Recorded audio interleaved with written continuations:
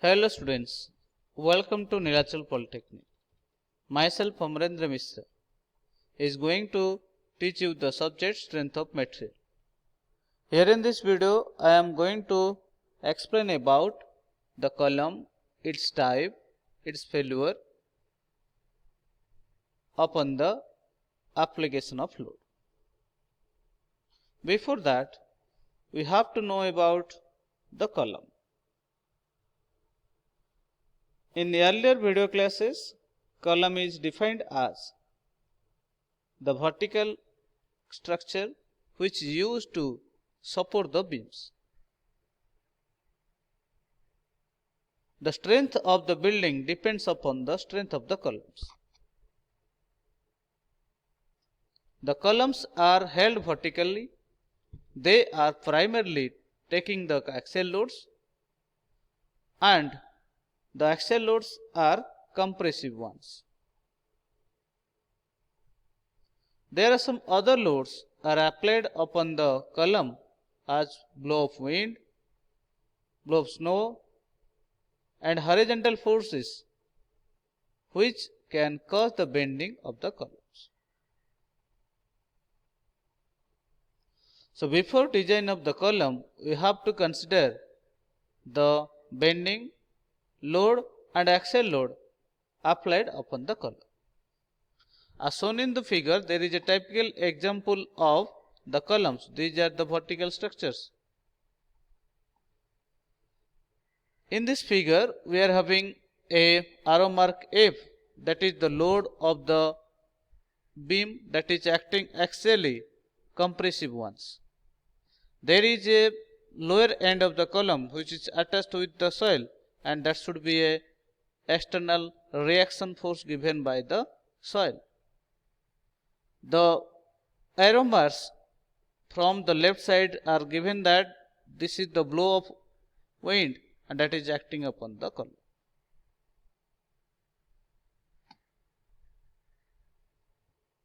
Let us consider what are the types of column. There are basically three types of column depending upon the ratio of effective length and radius of gyration. There are three types of column. One is long column, short column and medium column. As shown in the figure, we are having these are known as your long columns depending upon their length, and the length of the column is much more higher than that of the diameter of the or the lateral cross section of the column. Here these are the short column. Now go for study about long column. As shown in the figure, Washington DC, where the White House is present, there the columns are used. These are the vertical columns are used, and these vertical columns are responsible for taking the load of the building. Now, what is the definition of a long column? If the length of the column is more than as compared to the cross section dimension, then it is called long column. For a long column, the ratio of effective length to minimum radius of gyration should be greater than 50, where L is known as effective length of the column and R min is known as your minimum radius of the gyration.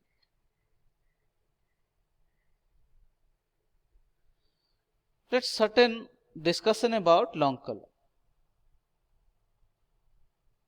The long columns are, while taking up the load, there is only failure takes place due to the bending. There is no crushing of the load takes place. Due to the compressive load applied upon them, there may be a bending moment takes place. The load carrying capacity of the long column is very much less than that of the short column. The load carrying capacity of the column depends upon the slenderness ratio. If slenderness ratio increases, then the capacity of the column decreases. Slenderness ratio is nothing but that is the ratio of effective length to the minimum radius of gyration of the column.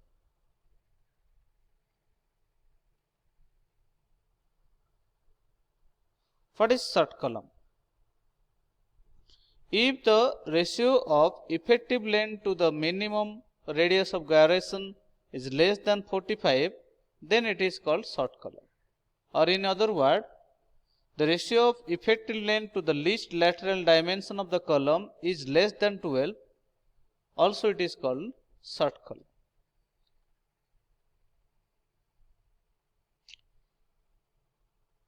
Certain discussions are there. When the length of column is less than its cross section dimension, it is called short column,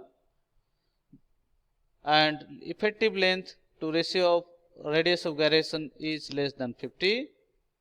Also, effective length to the ratio of diameter is less than 15. It is also known as column.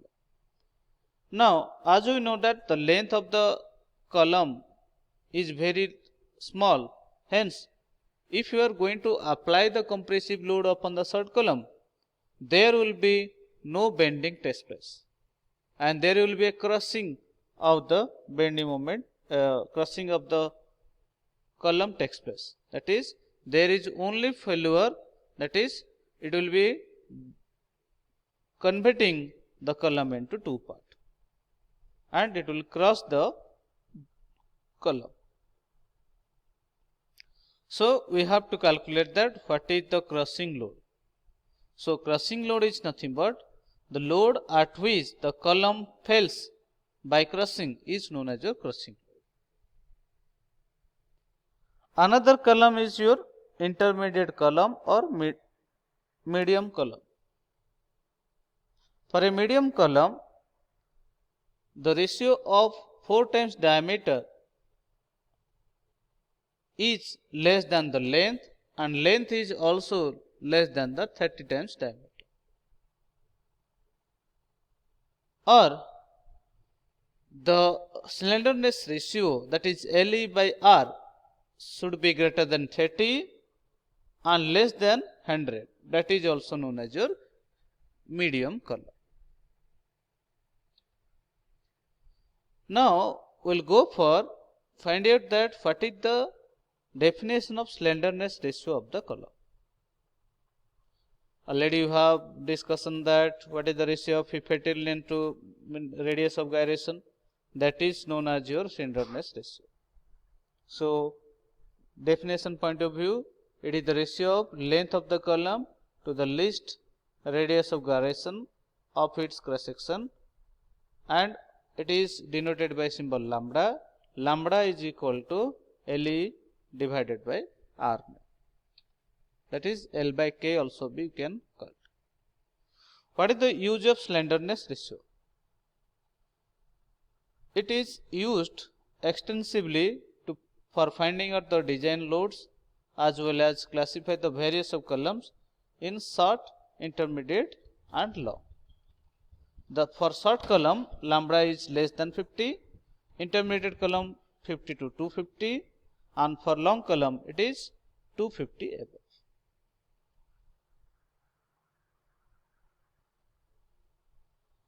Now, go for a discussion about what is the difference between long column and short column. First of all, for a long column, the effective length to radius of gyration ratio greater than 50. In case of short column, it is less than 50.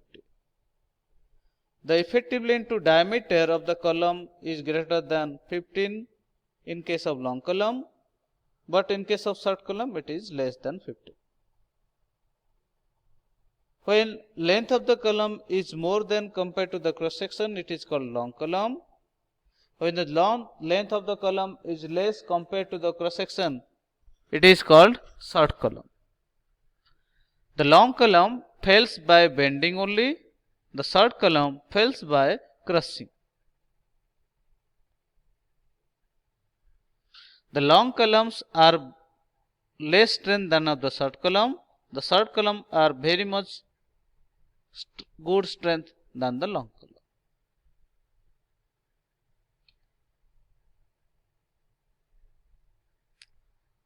Now let's go for calculation of what is the failure of the column. Basically, while the load is applied upon the column, if the resistance given by the column material is less than that of the applied load, then the column can fail. There are three conditions are there where the column may fail. As we know that the columns are going to be applied with the axial compressive loads. Now, for long columns, there may be a buckling of the column may be takes place. There may be combined effect of both buckling and compressive failure may be takes place, or the compression failure is likely to be occur with the columns which are short and stuck. Buckling is the probable with the column which are long and slender. So there are three types of failure. One is buckling of the load, buckling of the column. Second one is your combined effect of both compression and buckling. Another is your only compressive effect. In case of long column, it is buckling. In case of intermediate column, it is combination of both the failure, and lastly for the short columns it is compressive ones. Now, what is buckling load and what is your crippling load? As shown in the diagram, this is a short column.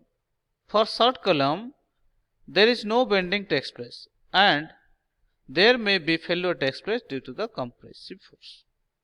But in case of long column, we have seen that the column is applied with the load, compressive one, and it is bent at its center. Hence, where along the vertical direction the column bends, hence it is known as a buckling effect and it is known as a compressive failure.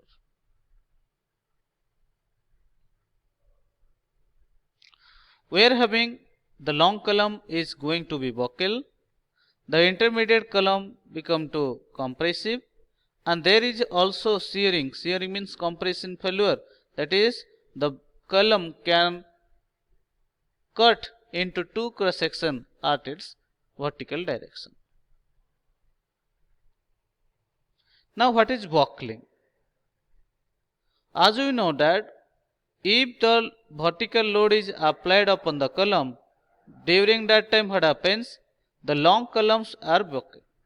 We have seen that there is a column whose one end is A, another end is B.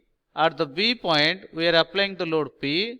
Now, due to application of load P, we have seen that there is a bending of the column takes place. Now, due to this bending of the column, there will be a buckling of the column takes place. Buckling is nothing but that is the bending.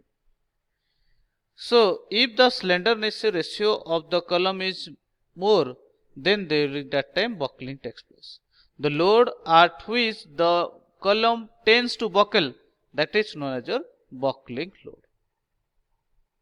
Also, buckling load also known as a crippling load. Crippling load means it is the maximum value of buckling load at which the column fails or tends to buckle.